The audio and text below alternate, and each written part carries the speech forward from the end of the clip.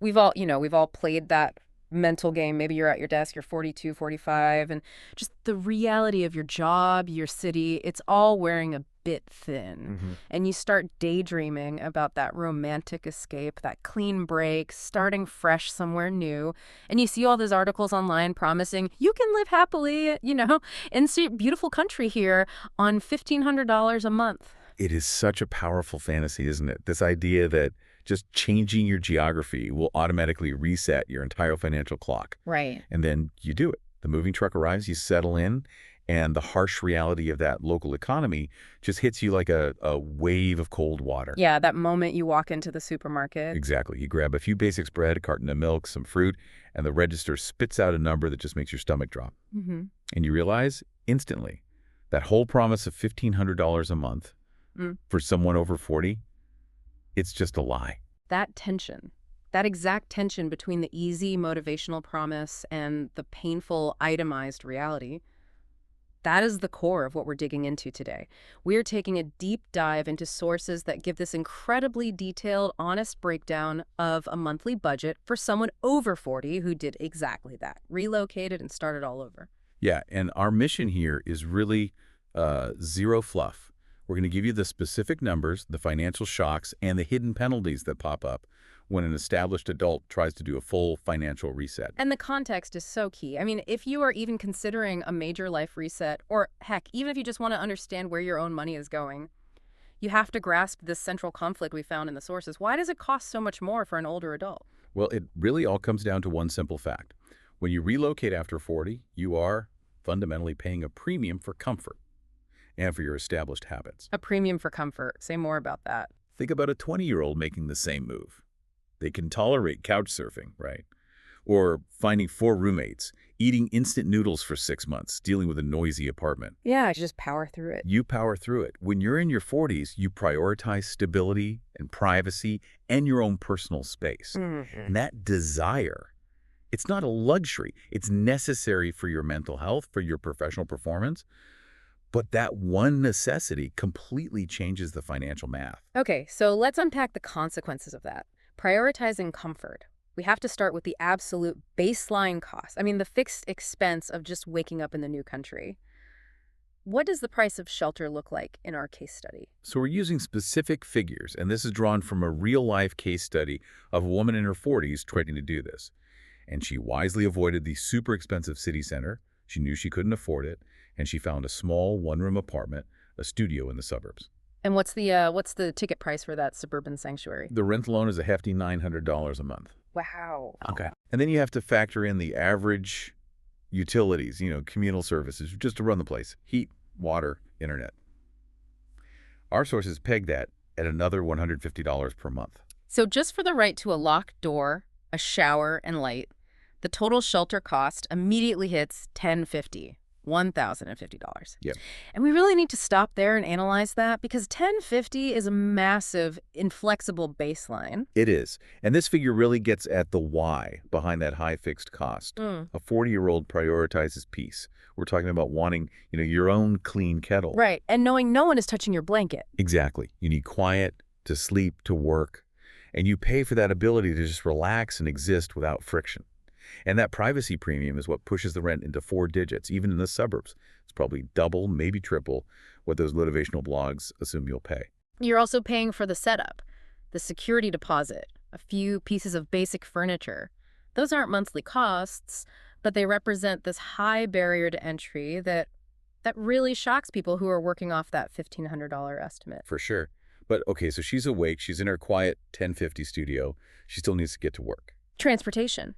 Yeah. The next unavoidable layer of fixed expense.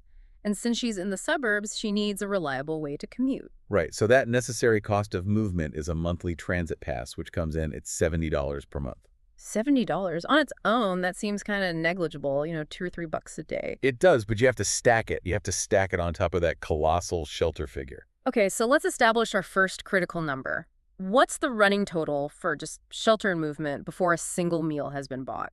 The running total is $1,120 per month. $1,120. $1,120. That money is spent just on having a place to live and getting from point A to point B. The source material is very clear about this. This is the cost of the right to wake up and start your day. And you haven't even thought about food or social costs or, God forbid, an emergency. The $1,500 fantasy is already critically wounded at this point. It's on life support. That initial 1120 baseline, it just perfectly sets the stage for the next financial killer, which ironically isn't really about the new country's prices. It's about the deeply ingrained hidden penalties of our old habits, the ones that are so hard to shake. Yeah, and if we shift focus now to food costs, we immediately hit what the source calls the lunch dilemma. Our subject is working, which is great, but she's also dealing with a new, long commute and just the sheer exhaustion of setting up a new life. So she's not, what? She's not doing meal prep on a Sunday for the whole week. Exactly. She hasn't developed that habit. So what does she do? She eats out near work. And that lunch at a canteen or a little cafe near the office is going to cost $10 to $12 a day. So if she works just 20 days a month, the estimated monthly cost for just those work lunches is around $200. Okay, but I want to challenge that for a second. Is that high lunch cost really unique to the new country, or is it just, poor financial discipline? That's a great question, and the sources make a distinction here. The habit of buying lunch isn't new, but the impact of that habit is catastrophic in this new environment. I see. In her old life, with maybe a higher salary, that $200 might have been negligible, a rounding error. Here, though, that single historical habit, it costs her an extra $200 to $250 a month in an environment where she just cannot afford it. It's a behavioral penalty, not just a price tag issue. Okay, so that's lunch. But she still has to eat at home, evenings and weekends. What's the necessary grocery budget for one person? So the grocery budget is estimated pretty conservatively at $50 to $70 per week for the essentials. Which puts the monthly total at, what, around $250 a month? Approximately $250 a month, yeah. $250 for groceries is actually quite frugal. But what about those moments that just break that tiny budget? That's the micro shock. It's the chaotic spending that's embedded in the grocery routine. You know how it is. You run into the store for small things, right? Bread, milk, maybe a banana. Yes, exactly. A snack. Because you're tired, you spend 2 minutes in the store, and boom, the register spits out $20. And she wasn't buying steak or champagne. She was buying 3 basic items on impulse.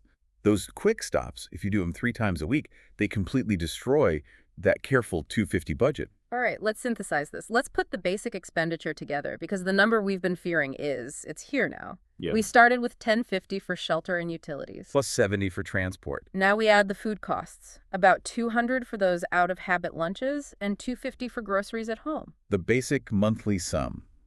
The absolute cost of simply existing in a clean, quiet studio, riding the bus, and eating modestly. It sits at approximately $1,570. $1,570. So the original advice promised you could live on $1,500 a month, maybe even save a little. And our honest, calculated reality shows that $1,570 is the cost of just surviving. Before clothes, medicine, emergencies, or anything remotely fun. It really highlights the scale of the financial hole you start in. So if the basic non-negotiable costs are already at $1,570, where's the rest of a, say, $2,000 salary going? Right. Where's the leak? And that mystery leads us straight into what we're calling the silent budget killers. This is the money that just seems to leak away without a trace, and it often pushes the budget right past that income ceiling. Okay, let's start with the one I know everyone deals with, especially after a move when you're relying on digital distraction. Subscription creep. These are the recurring, forgotten costs that follow you across borders. The source details everything, from Netflix and streaming services to various apps for productivity, maybe a language app, or even that gym membership you forgot to formally cancel back home. These little drains can easily run $30 to $50 a month. It's so easy to overlook until you see a whole year's worth of tiny charges on a statement. And of course, in a new country, health costs are rarely simple, even with public systems. There are always co-pays and prescriptions. Absolutely essential. And health is a non-negotiable comfort premium after 40. You've got doctor visits, over-the-counter medication, necessary lab tests, small emergencies.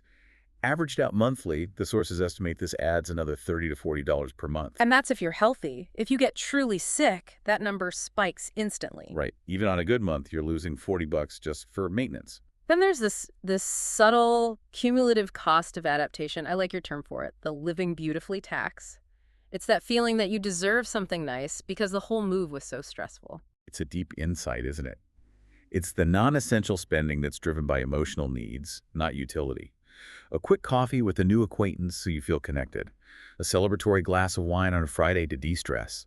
Or maybe buying a few new plates because the ones you have look sad and you just need to make your little studio feel like home. And that stuff adds up. It easily adds an extra $100 to $150 a month. So let's bring it all together for that aha moment from the case study. Our subject is making a decent working income, let's say $2,000 a month. And at the end of the month, she sits down with a calculator. The realization is painful and it's immediate. She spent $1,570 on mandatory living costs. She's added another $200 or $300 on those silent killers and the small comforts. She realizes, my $2,000 salary it's gone. I haven't been splurging on trips or designer clothes, but the money just isn't there for savings or emergencies. The expenditure is running right up to the income ceiling. And this, ultimately, is the biggest lesson we pull from the source material. Immigration isn't just about changing your geography. It demands a complete and immediate change of your financial rules. What was affordable on autopilot in your old life? A high-cost lunch habit, or letting $50 in subscriptions slide. It just breaks the budget when your fixed costs for comfort and privacy start at $1,120 from day one. That realization that the system is broken and the old habits are fatal, that's the problem. So if you're listening to this and you're recognizing these patterns, what are the actionable steps? The source provides 3 incredibly clear, disciplined steps for anyone trying to get control back. Step 1 addresses that foundational error, the one that leads to the aha moment. It's operating on assumption. So this is the honest recalculation, and the action is brutally simple, but often avoided. Sit down and calculate everything. Shelter, transport, food, medicine, all the specific little expenses. And the key rule here is the methodology. Do not use estimates. Don't try to calculate this on the fly in your head. You have to use actual bank statements, credit card receipts, banking apps. You need to see exactly where that impulsive $20 stop for bread and milk lands on your spreadsheet, not just guess at a weekly average. It forces you to face the chaotic spending head on. Completely. And step 2 is about immediate surgical action on that leakage. Once you know where the chaos is, you have to attack it. This is cutting silent costs. Right. And the action is very specific. Cut 20 to 30% of those revealed chaotic purchases, the unneeded subscriptions, the random cafe stops. This isn't about starving yourself, it's about eliminating inefficiency. But the sources are careful not to eliminate all joy, right? Because that just leads to burnout. That's the nuance, exactly. The key rule isn't to eliminate all happiness, but to make it planned happiness, not chaotic spending. If you want that $10 coffee with a friend, schedule it, budget for it, and then cut out 3 impulse sodas or that streaming service you forgot about to compensate. It's about being intentional. Intentionality. And finally, step 3. This one recognizes the painful truth that cutting and saving alone will not generate the security you need when your baseline is $1,570. This is a fundamental mindset shift. It is. The action is to shift your focus away from minimizing and toward earning. When your baseline fixed costs are this high, saving a few dollars on milk is simply not enough to build financial stability or wealth. You have to focus on raising that income ceiling. Exactly. Yeah. The ultimate goal, according to this analysis, is to find a side hustle, rapidly upskilling, maybe changing the primary job, to reach an earning rate of $20 to $30 per hour. Because once you can move from a $2,000 monthly ceiling to a $3,000 ceiling, that $1,570 baseline becomes manageable. The financial stress just melts away. So if we connect all 3 steps, the core takeaway is that a new life demands new financial discipline. But that has to be coupled with proactive income generation. You have to stabilize that high baseline, and then you have to actively raise the roof because just cutting costs alone will lead to poverty and burnout. That was a really powerful deep dive into the cost of relocation comfort. I mean, we've seen that the basic non-negotiable cost of just existing in a suburban studio is already $1,570. Okay. And then the hidden silent killers, unmanaged habits, small emotional spends, they easily push that monthly outlay to nearly $2,000. Yeah, and the most profound lesson is that emotional realization. That a full $2,000 salary can just disappear without any real splurging, and that demands a brutal, immediate mental overhaul. It forces you to treat every single dollar with a new level of scrutiny. We really do encourage you to apply this process of honest calculation using your bank statements, not your estimates, to your own life right now, whether you plan to move or not. You need to know your true financial velocity, because if you don't know where the money is going, you can't possibly control where you are going. So we'll leave you with this final provocative thought to consider. When you factor in the true cost of comfort, that quiet, private studio, the clean kettle, the peace of mind, and you factor in the cost of your deeply ingrained daily habits, how much is your real monthly cost of living? Not the budget you wish you had, but the actual calculated cost of the life you want to live.